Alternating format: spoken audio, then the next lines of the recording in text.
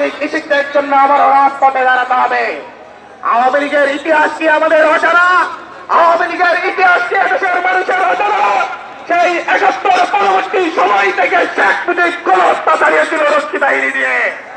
শেখ মুজিব এদেশের মানুষের জন্য নিয়ে এসেছিল অভিশাপ। অর্থনীতিকে ধ্বংস করে দিয়ে এদেশের খাদ্য সম্পত্তি দেশে প্রচার করে এদেশের দুর্ভিক্ষ এনে দিয়েছিল। ৭৪-এর দুর্ভিক্ষে এদেশের লক্ষ লক্ষ মানুষ নিহত হয়েছিল।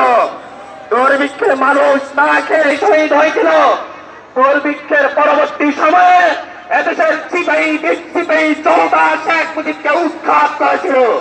যদিও সেটা নির্মম হত্যাকাণ্ড ঘটেছিল, আমরা তার নিন্দা জানিয়েছি।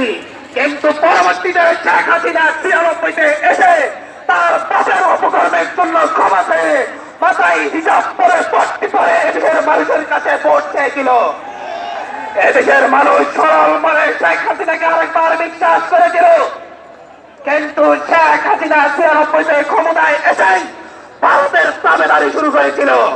ক্ষমতায় এসেই তখন আল্লামা আজিজুল হক আলেম ওলামাদের বিরুদ্ধে অবস্থান নিয়েছিল। এদেশের দেশপ্রেমীদের বিরুদ্ধে অবস্থান নিয়েছিল।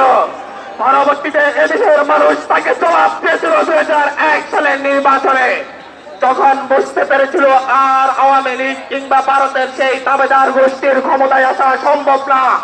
তখন ৭-৮ সেশনে ফখরুদ্দিন মঈনুদ্দিনের সহযোগিতা নিয়ে ভারতের ইন্দোরে একটি কারচুপির নির্বাচনের মধ্য দিয়ে সে আরেকবার ক্ষমতায় আসে। তারপরে ইতিহাস অজানা। এদেশের আলেম ওলামাকে রাজনৈতিক কারণে হত্যা করেছিল, ফাঁসি দিয়েছিল।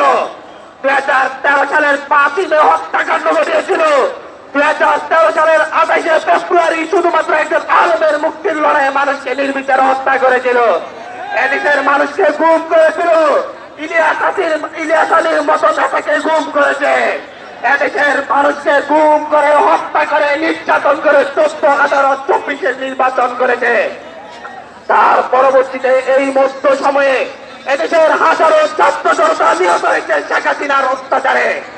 ঘর থেকে তুলে নিয়ে গুম করে ফেলা হয়েছিল, সকালে তুলে নিয়ে যাওয়া হয়েছে, পরের দিন পরে লাশ পাওয়া গিয়েছিল। এই আওয়ামী লীগকে আপনারা রাজনৈতিক দল হিসেবে কিভাবে বিবেচনা করেন? আপনাদের কাছে আমার প্রশ্ন। একটি রাজনৈতিক দল হওয়ার মতো আওয়ামী লীগের কোন বৈশিষ্ট্য কি আছে? একটি রাজনৈতিক দল হওয়ার মতো কোন বৈশিষ্ট্য আওয়ামী লীগের আছে? তাহলে সেই সন্ত্রাসী সংগঠনকে অবশ্যই নিষিদ্ধ করতে হবে।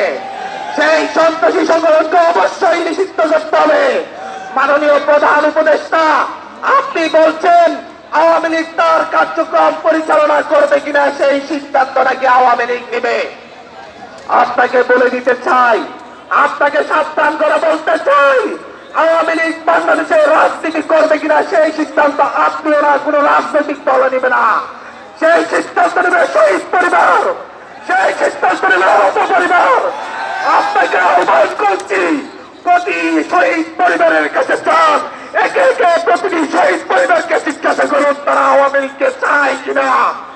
যদি শহীদ পরিবার চাই, আওয়ামী লীগ থাকবে না, সেটা আওয়ামী লীগকে নিষিদ্ধ করতে হবে, করতে হবে, করতে হবে।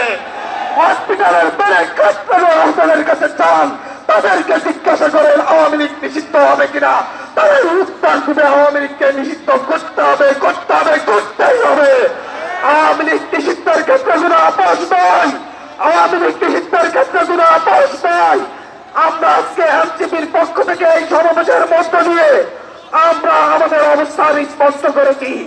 আমরা অবস্থান প্রকাশ করে বলছি আওয়ামী লীগকে নিষিদ্ধ করতে হবে।